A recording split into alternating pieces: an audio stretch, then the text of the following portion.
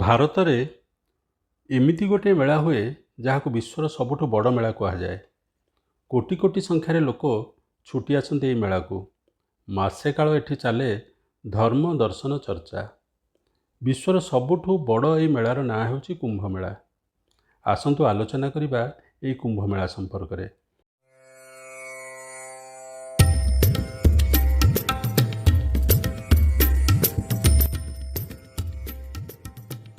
ନମସ୍କାର ଦର୍ଶକ ବନ୍ଧୁ, ମୋର ଏହି ଅଧ୍ୟାୟକୁ ସ୍ୱାଗତ କରୁଛି। ମୁଁ ମାନସ ରଥ।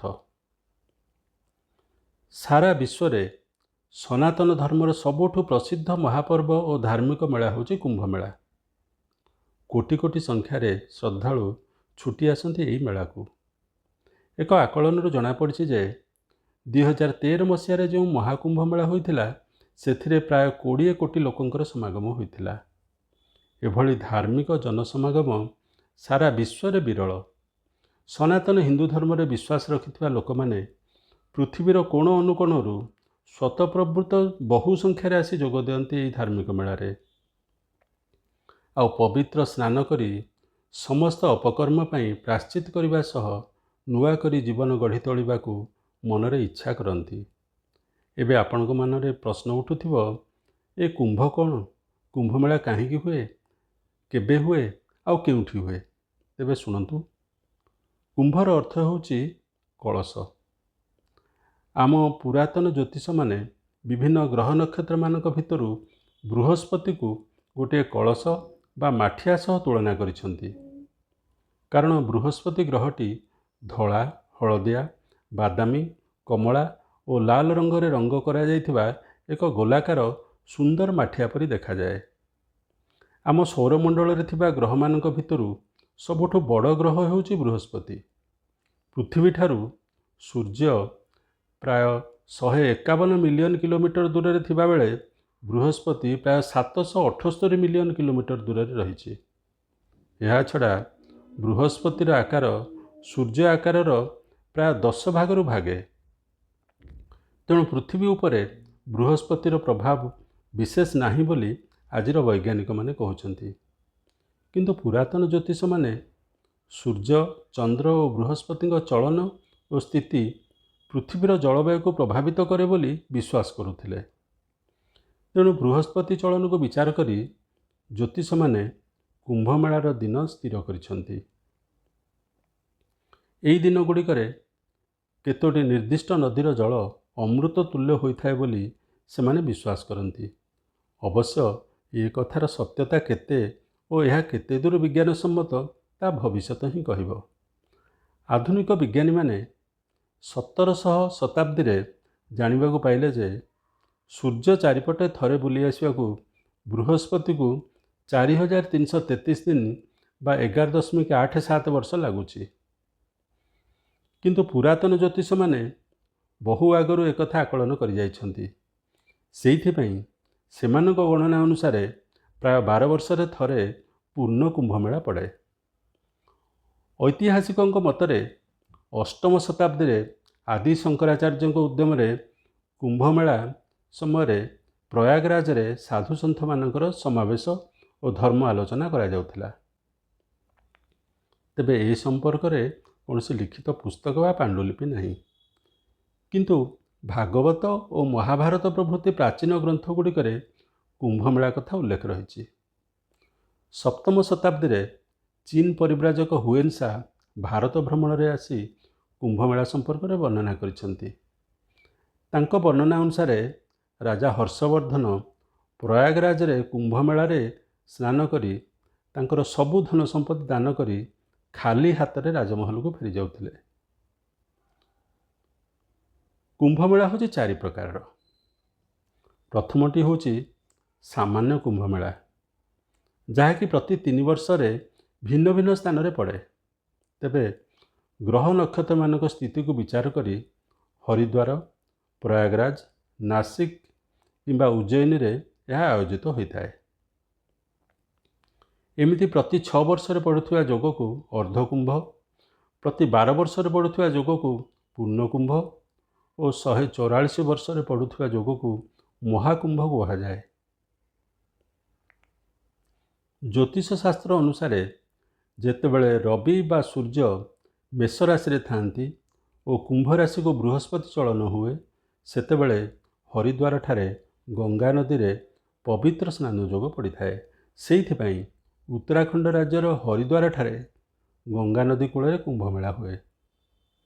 ସେହିପରି ଯେତେବେଳେ ରବି ଓ ଚନ୍ଦ୍ର ମକର ରାଶିରେ ଅବସ୍ଥାନ କରୁଥାନ୍ତି ଓ ବୃହସ୍ପତି ମେଷ ରାଶିକୁ ଚଳନ କରନ୍ତି, କିମ୍ବା ବୃହସ୍ପତି ବୃଷ ରାଶିରେ ଓ ରବି ମକର ରାଶିରେ ଅବସ୍ଥାନ କରନ୍ତି, ସେତେବେଳେ ଗଙ୍ଗା, ଯମୁନା, ସରସ୍ୱତୀ ତ୍ରିବେଣୀ ସଙ୍ଗମ ସ୍ଥଳରେ ପବିତ୍ର ସ୍ନାନ ଯୋଗ ପଡ଼ିଥାଏ ଓ ଉତ୍ତରପ୍ରଦେଶର ପ୍ରୟାଗରାଜଠାରେ ଗଙ୍ଗା ନଦୀ କୂଳରେ କୁମ୍ଭମେଳା ହୁଏ।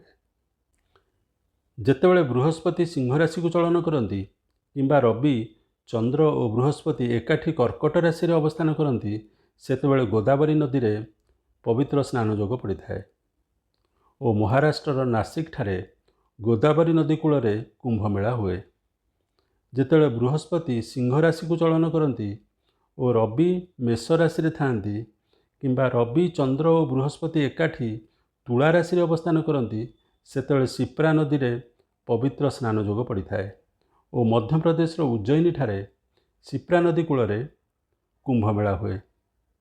ପ୍ରତି 3 ବର୍ଷରେ ଏଭଳି ଭିନ୍ନ ଭିନ୍ନ ସ୍ଥାନରେ ଏହି କୁମ୍ଭମେଳା ହୋଇଥାଏ। ପୁରାଣ କଥା ଅନୁସାରେ ସମୁଦ୍ର ମନ୍ଥନରୁ ଅମୃତପୂର୍ଣ୍ଣ କଳସ ବାହାରିଥିଲା। ଏହି ଅମୃତ କଳସ ପାଇବା ପାଇଁ ଦେବଦାନବଙ୍କ ଭିତରେ ଲଢ଼େଇ ହୋଇଥିଲା ଓ ଏହି ଲଢ଼େଇ 12 ଦିନ ଯାଏ ଚାଲିଥିଲା। ଲଢ଼େଇ ବେଳେ କଳସରୁ ଉଛୁଳି କିଛି ଅମୃତ ପୃଥିବୀର ଭିନ୍ନ ଭିନ୍ନ ନଦୀରେ ପଡ଼ିଥିଲା। ଯେଉଁଠି ଏହି ଅମୃତ ପଡ଼ିଥିଲା, ସେହି ନଦୀର ଜଳକୁ ପବିତ୍ର କୁହାଗଲା। ସ୍ୱର୍ଗଲୋକରେ ଗୋଟିଏ ଦିନ, ପୃଥ୍ୱୀଲୋକରେ ଗୋଟିଏ ବର୍ଷର ହିସାବ କରାଯାଏ। ତେଣୁ ଦେବଦାନବଙ୍କ ଭିତରେ 12 ଦିନର କଳହକୁ ପୃଥ୍ୱୀଲୋକରେ 12 ବର୍ଷ ହିସାବ କରାଯାଏ। ତେଣୁ 12 ବର୍ଷରେ ପୂର୍ଣ୍ଣ କୁମ୍ଭମେଳା ହୋଇଥାଏ। ଦେବତାମାନଙ୍କ ଗୁରୁ ବୃହସ୍ପତି ହୋଇଥିବାରୁ ବୃହସ୍ପତି ଚଳନ ଅନୁସାରେ କୁମ୍ଭମେଳା ସ୍ଥିର କରାଯାଇଥାଏ। ଆସନ୍ତୁ ନଜର ପକାଇ ନେବା କୁମ୍ଭମେଳାର ଏହି ପବିତ୍ର ସ୍ନାନ ସମ୍ପର୍କରେ ବୈଜ୍ଞାନିକମାନଙ୍କ ମତ କ'ଣ। ଗଙ୍ଗା ନଦୀ ହିମାଳୟରୁ ବାହାରି ପ୍ରାୟ 2525 କିଲୋମିଟର ଯିବା ପରେ ବଙ୍ଗୋପସାଗରରେ ମିଶିଛି। ଯମୁନା ନଦୀ ହିମାଳୟରୁ ବାହାରି ପ୍ରାୟ 1376 କିଲୋମିଟର ଯିବା ପରେ ଗଙ୍ଗା ନଦୀରେ ମିଶିଛି। ଗୋଦାବରୀ ନଦୀ ପଶ୍ଚିମ ଘାଟ ପର୍ବତମାଳାର ବ୍ରହ୍ମଗିରିରୁ ବାହାରି ପ୍ରାୟ 1465 କିଲୋମିଟର ଯିବା ପରେ ବଙ୍ଗୋପସାଗରରେ ମିଶିଛି ଓ ଶିପ୍ରା ନଦୀ ବିନ୍ଧ୍ୟ ପର୍ବତମାଳାରୁ ବାହାରି 195 କିଲୋମିଟର ଯିବା ପରେ ଚମ୍ବଲ ନଦୀରେ ମିଶିଛି। ଏହିସବୁ ନଦୀଗୁଡ଼ିକ ପର୍ବତରୁ ବାହାରି ବହୁ ବୃକ୍ଷ, ଲତା, ଚେରମୂଳ ଓ ମାଟିରେ ମିଶି ରହିଥିବା ଖଣିଜ ପଦାର୍ଥ ସଂସ୍ପର୍ଶରେ ଆସୁଥିବାରୁ ଏଗୁଡ଼ିକର ଜଳରେ ବିଭିନ୍ନ ଭିଟାମିନ୍ ଓ ମିନେରାଲ ଭରି ରହିଛି। ଏଥିସହ ଏହି ଜଳ ଔଷଧୀୟ ଗୁଣରେ ମଧ୍ୟ ଭରପୁର। ଏହି ନଦୀ ଜଳ ପ୍ରବାହମାନ ଥିବାରୁ ଏହା ସଦ୍ୟ ନିର୍ମଳ ଓ ସ୍ୱଚ୍ଛ। ବୈଜ୍ଞାନିକମାନେ ପରୀକ୍ଷା କରି ଜାଣିପାରିଛନ୍ତି ଯେ ଗଙ୍ଗା ଓ ଯମୁନା ନଦୀର ସ୍ୱଚ୍ଛ ପାଣିରେ ପ୍ରଚୁର ପରିମାଣର କ୍ୟାଲସିୟମ୍, ମ୍ୟାଗ୍ନେସିୟମ୍, ସୋଡ଼ିୟମ୍ ଓ ପଟାସିୟମ୍ ରହିଛି। ଏହାଛଡ଼ା ପ୍ରାକୃତିକ ଆଲକାଲାଇନ୍ ସହ ଅଧିକ ପୋଟେନ୍ସିର ଉଦ୍ଜାନ ମିଶି ରହିଥିବା ବିଶ୍ୱାସ କରାଯାଏ। ଏହି ନଦୀ ଜଳରେ ଦ୍ରବୀଭୂତ ଅମ୍ଳଜାନର ପରିମାଣ ସାଧାରଣ ଜଳ ତୁଳନାରେ 25 ଗୁଣ ଅଧିକ। ଆଉ ଏହି ଜଳରେ ସମସ୍ତଙ୍କୁ ଆଶ୍ଚର୍ଯ୍ୟ କଲା ଭଳି ଏକ ଉପାଦାନ ରହିଛି।